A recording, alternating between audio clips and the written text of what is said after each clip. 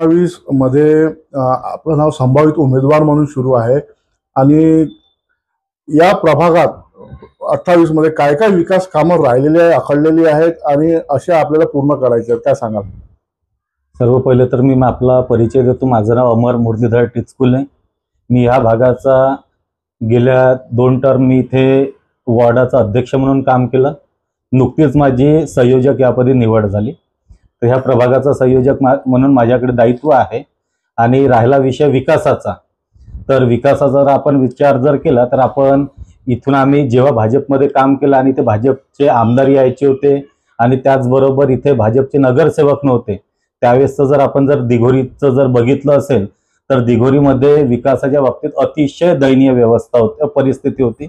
पण जेव्हापासनं गेल्या 2 टर्म या ठिकाणी दक्षिण नागपूरमध्ये मोहनभाऊ मते आमदार म्हणून या मतदारसंघाचं प्रतिनिधित्व करत आहे, त्यांच्या माध्यमातून आम्ही खूप मोठ्या प्रमाणात कार्यकर्त्यांनी मोहनभाऊंकडनं मोठ्या प्रमाणात विकासाची कामं करून घेतली. आज जर तुम्ही दिघोरीच्या कोणत्याही कानाकोपऱ्यात जर गेले तर तुम्हाला त्या ठिकाणी सिमेंटचे रस्ते, स्ट्रीट लाईट, त्यानंतर स्ट्रॉंग ड्रेन, कारण यामध्ये ह्या भागामध्ये जर आपण जर विचार केला तर दिघोरी हा भाग सखोल भागात असल्यामुळं जर पावसाळा जर आला तर पावसाळ्याच्या दिवसांमध्ये लोकांच्या घरामध्ये पाणी शिरायचं, तर त्या पाण्याची समस्या दूर व्हायला पाहिजे म्हणून प्रत्येक भागामध्ये रस्त्यांच्या सोबत स्ट्रॉंग ड्रेनचं काम मोहनभाऊंच्या माध्यमातून मोठ्या प्रमाणात झालेलं आहे. त्याच्यामुळे आज अशी परिस्थिती आहे की ह्या भागामध्ये डेव्हलपमेंट जर आपण जर बघितलं तर 90% डेव्हलपमेंटचे काम ह्या भागात झालेले आहेत असं मी आपल्याला सांगू इच्छितो. भाऊ, आयुष्यमान कार्ड जे आहे आज आपण केशरी किंवा सर्वच लोकांनाच हे आयुष्यमान कार्ड देण्यात आलेलं आहे. त्यात आपले अंत्योदयचे जे लोक आहेत, ज्यांना जे गरीब परिस्थिती आहे, जे दारिद्र्य रेषेखालील आहे, त्यांच्यासाठी जे आयुष्यमान कार्ड ते जसं इस्पितळात जातात, कुठे जातात तर ते त्यांना नाकारण्यात येतं. आयुष्यमान कार्ड नाही चालत, कुठे हे नाही चालत, कधी इन्शुरन्स पाहिजे, अशा त्यांच्या मागण्या असतात हॉस्पिटलच्या. आणि गरीब परिस्थिती असल्यामुळे लोक आपला म्हणजे हे करू शकत नाही, इस्पितळमध्ये इलाज करू शकत नाही. त्याच्यावर आपलं काय म्हणणं आहे, काय सांगाल? आता यामध्ये लोकांचा सर्वात महत्वाचा विषय असा आहे की लोकांना असं वाटतं की आपल्याकडे जर कार्ड आलं तर म्हणजे आपण सर्व शासकीय योजनांचा आपण लाभ घेऊ शकतो. परंतु सर्वात महत्वाचा विषय असा असतो की जे काही कार्ड्स बनतात त्याचं केवायसी होणं खूप गरजेचं असते. आणि अनेक हॉस्पिटल्स असे असतात की ज्यामध्ये वेगवेगळ्या योजनांच्या पोर्टलवर ते हॉस्पिटल्स नसतात. पेशंट काय होते की जेव्हा आपल्याला कोणतं जर काही कोणत्या प्रकारे जर आपल्याला कोणता आजार असला तर आपण त्या गोष्टीची पूर्ण कल्पना न ठेवता आपण स्वतःच हॉस्पिटलाइज होऊन जातो आणि हॉस्पिटलाइज झाल्यानंतर मग आपली ट्रीटमेंट जेव्हा सुरू असते तेव्हा आपण त्यांच्याकडे त्या आपले जे डॉक्युमेंट्स आहेत ते त्यांच्याकडे प्रोव्हाइड करतो. तेव्हा त्यावेळेस हॉस्पिटलचं सांगण्यात असं येते की बा आमच्याकडे फक्त शासनाच्या ह्याच योजना आम्ही राबवून राहिलो, त्याच्या व्यतिरिक्त योजना नाही. जर आपण जर प्रॉपर जर हॉस्पिटल कोणकोणते गव्हर्नमेंटच्या पोर्टलवर आहेत त्या हॉस्पिटलचा जर आपण जर स्टडी करून जर आपण त्या हॉस्पिटलमध्ये गेलो तर 100% तुम्हाला सांगतो शासनाकडनं ज्या ज्या योजना आहेत, आपण आयुष्यमान भारत म्हटलं, अंत्योदय म्हटलं, इव्हन आपण जर विचार केला तर महात्मा ज्योतिबा फुले, त्यानंतर मुख्यमंत्री सहायता निधी, त्यानंतर प्रधानमंत्री आरोग्यदायी योजना, ह्या सर्व योजनांचा लाभ घेता येतो आणि आम्ही अनेक नागरिकांना ह्या योजनांचा लाभ दिलेला आहे. परंतु नागरिकांची एकच समस्या असते की नागरिक प्रॉपर वेनी न जाता जर त्यावेळेस ज्यावेळेस त्यांच्यावर अशी वेळ येते तेव्हा ते वेगळ्या मार्गाने जाऊन त्याच्यानंतर चुकीच्या हॉस्पिटलमध्ये जर हॉस्पिटलाइज झाले तर त्यांना त्या योजनांचा लाभ घेताना त्रास होतो. लाडकी बहीण योजना जनतेचं म्हणणं आहे, लाडकी बहिणीचं म्हणणं आहे की आता जी लाडकी बहीण योजना होती ते फक्त निवडणुकीपर्यंत सक्षम होती. आता खूप साऱ्या महिलांना लाडकी बहीण योजनेचा लाभ मिळत नाहीये. हा भाजपाचा एक लॉलीपॉप होता असा जनतेचं म्हणणं आहे, काय सांगाल? आता ऍक्च्युअल विषय असा आहे की ज्या वेळेस लाडकी बहीण योजना ही महाराष्ट्र सरकारने सुरू केली त्यावेळेस महाराष्ट्र सरकारने सांगितलेलं होतं की ज्या महिला टॅक्स पेअर असेल, ज्यांच्या नावाने काही स्वतःचे प्लॉट्स असतील, घरं असतील किंवा त्यांच्या नावाने कोणत्या 2 व्हीलर्स 4 व्हीलर्स असतील, त्या व्यक्तींना, त्या महिलांना ह्या योजनेमध्ये लाभ घेता येणार नाही. परंतु त्यावेळी काय झालं की सरसकट सर्वच महिलांनी किंवा लाडकी बहीण योजनेचा लाभ मिळतो, जेवढे दिवस आपल्याला मिळेल तेवढे दिवस आपण त्याचा फायदा करून घ्यावा म्हणून अनेक महिलांनी त्यावेळेस फॉर्म भरले. त्यावेळेस गव्हर्नमेंटकडे वेळ कमी असल्यामुळं प्रॉपर स्क्रुटिनी झाली नाही आणि त्याच्यामुळं की अनेक महिलांना 4-6 महिने त्या योजनेचा लाभ मिळाला. ज्यांना त्या पैशाची गरज नाही अशा महिलांना सुद्धा त्यावेळेस सरकारकडनं 1500 रुपये मासिक मानधन मिळालं.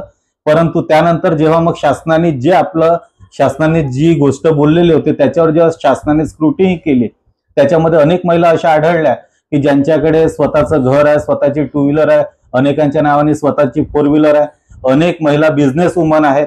पण त्यांनी सुद्धा कसं आहे, जिथं स्वार्थ आला तिथे कोणीच सोडत नाही. तर त्यामुळं शासनाने ज्या क्रायटेरियामध्ये लाडकी बहीण योजना सुरू केली होती, खरंच ज्या महिलांना ह्या योजनेची गरज आहे, ज्या महिलांना आपण आर्थिक सहायता केली पाहिजे, त्या महिलांना आजही मिळते. पण ज्या महिलांना खरंच गरज नव्हती पण त्यांनी फक्त स्वार्थापोटी ह्या योजनेमध्ये त्यांनी फॉर्म भरलेले होते, त्यांचं मानधन जे आहे ते स्क्रुटिनी केल्यानंतर त्यांचं बंद झालेलं आहे. तर त्याच्यामुळे ज्यांना गरज आहे त्यांच्यापर्यंत लाडकी बहीण योजनेचं फंड शासनाकडनं मिळतोय. आपण या प्रभाग 28 चे इच्छुक आहात निवडणूक लढण्याकरिता, आणि जर भाजपने आपल्याला तिकीट दिली तर कोणते कामं इथे जे आहे आणि जनतेचे कामं राहिलेले त्यात आपलं काय समोरचं पाऊल राहील? मी तरी एकच सांगू इच्छितो की मी गेल्या अनेक वर्षापासून, म्हणजे इसवी सन 2000 पासनं, जेव्हा माझं मतदार यादीमध्ये नाव नव्हतं तेव्हापासून मी भाजपचं काम करतोय. मी भाजपच्या याच्यामध्ये युवा मोर्चापासनं युवा मोर्चा महामंत्री, मग युवा मोर्चा अध्यक्ष, त्यानंतर भाजपचा प्रभागाचा महामंत्री, त्यानंतर प्रभाग वॉर्डाचा अध्यक्ष, त्यानंतर आता मी संयोजक ह्या पदावर मी कार्यरत आहे. मी तुम्हाला एवढं सांगू इच्छितो की भारतीय जनता पक्षात काम करणारा कोणताच व्यक्ती कोणत्याच हव्यासापोटी काम करत नाही. पक्ष जी जबाबदारी देईल, आमचे वरिष्ठ जी जबाबदारी देईल ती जबाबदारी पार पाडण्याचा आम्ही प्रामाणिकपणे प्रयत्न करतो.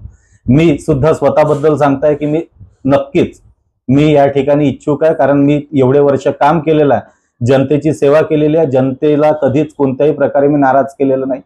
त्याच्यामुळे मला असं वाटतं की माझा ह्या पदासाठी माझा दावा बनतो. परंतु जर समजून चला आमच्या पक्षश्रेष्ठींनी, विशेषतः माननीय आमदार मोहनजी मतेंनी जर याबद्दल जर दुसरा कोणता माझ्यापेक्षा जर सरस उमेदवार असेल आणि त्याच्याबद्दल जर विचार केला तर जो कोणता उमेदवार राहील त्याच्या पाठीशी मी खंबीरपणे उभा राहील. पक्षविरोधी कोणतंही काम मी करणार नाही. विरोधक वोट चोरीचा आरोप भाजपावर लावत आहे की भाजपने जिथे जिथे वोट चोरी करून आपले निवडणुका जिंकल्या आहेत, यावर आपलं काय म्हणणं आहे? आता आपण बघितलं असेल, आता नुकतंच उपराष्ट्रपती पदाची निवडणूक झाली. त्यामध्ये उपराष्ट्रपती पदाची निवडणूक जी झाली ती बॅलेटवर झाली. त्याच्यामध्ये सुद्धा आपल्या इथे उपराष्ट्रपती म्हणून भाजप समर्थित म्हणजे एनडीएचे कॅन्डिडेट उपराष्ट्रपती म्हणून निवडून आले. आताच नुकतीच मुंबईमध्ये बेस्टची निवडणूक झाली. त्यामध्ये बेस्ट बसेसमध्ये सुद्धा त्यांनी जे आहे की ईव्हीएम बॅलेट पेपरवर तिथलं मतदान झालं. त्याच्यामध्ये सुद्धा आपल्याला भाजपला मोठं बहुमत मिळालं. त्या ठिकाणी आपण जर बघितलं असेल, उभाटा आणि मनसेचं खातं सुद्धा खुललं नाही. पूर्णचे पूर्ण उमेदवार हे भाजप समर्थित, भाजप शिवसेना म्हणजे शिंदे गट आणि राष्ट्रवादी गट म्हणजे अजित पवार गट यांचे पूर्णचे पूर्ण उमेदवार जिंकले. त्याच्यामध्ये यांना खातं सुद्धा खोलता आलं नाही. आणि आपण बघितलं असेल की जेव्हा लोकसभेची निवडणूक झाली, लोकसभेच्या निवडणुकीमध्ये आपलं उभाटा गट, शरद पवार आणि काँग्रेस यांना महाराष्ट्रामध्ये बऱ्यापैकी यश मिळालं. त्यावेळेस त्यांनी ईव्हीएम बद्दल काही बोलले नाही, वोट चोरीबद्दल काही बोलले नाही. पण त्याच्यानंतर जनतेला लक्षात आलं की हे लोक जनतेचा भ्रमनिरास करणारा आणि जनतेला धोका देणारा पक्ष आहे, यांच्यासोबत जाणं म्हणजे आपण देशद्रोहासारखं काम करणं. त्याच्यामुळे येणाऱ्या विधानसभेच्या निवडणुकीमध्ये जनतेने भाजपला कल दिला, त्या गोष्टी यांना पचत नाही, म्हणून ते वोट चोरीचा आरोप म्हणजे पक्षावर करतायत. आपल्या प्रभाग 28च्या जनतेला, नागरिकांना आपलं काय एक आव्हान, काय एक संदेश राहील? मी तर म्हणजे आपल्या प्रभाग 28च्या जनतेला आणि समस्त माता भगिनींना, बंधूंना आणि वडीलधाऱ्या मंडळींना एकच विनंती करेल की जर समजून चला, आज जसं आपण विचार करतो की देशामध्ये जर भाजपची सरकार आहे तर राज्यामध्ये सुद्धा भाजपची सरकार असली तर आपण डबल इंजिनचं सरकार असल्यामुळे आपण व्यवस्थित आपल्या राज्याचा विकास करू शकतो. त्याच प्रकारे मी एकच सांगू इच्छितो की जर समजून चला आपल्या दक्षिण नागपूरमध्ये आमदार म्हणून जर भाजपचे नेते मोहनजी मते ह्या दक्षिण नागपूर मतदारसंघाचं जर नेतृत्व करत आहे तर मला असं वाटतं आपण महानगरपालिकेत सुद्धा भाजपच्या उमेदवारांना आपण संधी दिली पाहिजे. भाजपच्या उमेदवारांना आपण मतं देऊन महानगरपालिकेत पाठवलं पाहिजे, जेणेकरून आमदारांचं आणि इथल्या स्थानिक नगरसेवकांचा जर दोघांचा जर मिलाप झाला तर आपण बघितलं असेल की ह्या भागामध्ये सध्या आमचे फक्त भाजपचे 2च नगरसेवक आहेत, 2 नगरसेवक शिवसेनेचे आहेत. आता जे हल्ली उभाटामध्ये आहे, आपण जर विचार जर केला तर त्या 2 नगरसेवकांचं वर्क 0 आहे. इथे जो काही डेव्हलपमेंटचं काम झालेलं आहे हे फक्त भाजपच्या आमदारांच्या माध्यमातून झालंय, आमच्यासारख्या सर्वसामान्य कार्यकर्त्यांच्या माध्यमातून झालंय. म्हणून जनतेने ह्यावेळेस 4चे 4ही भाजपचे नगरसेवक या ठिकाणून जिंकवून द्यावं आणि या ठिकाणी सुद्धा आपल्या दक्षिण नागपूरमध्ये डबल इंजिनचं सरकार या ठिकाणी आणावं आणि आपल्या भागाचा सर्वांगीण विकास करून घ्यावा, एवढीच मी जनतेला कळकळीची विनंती करेल आणि आवाहन करेल.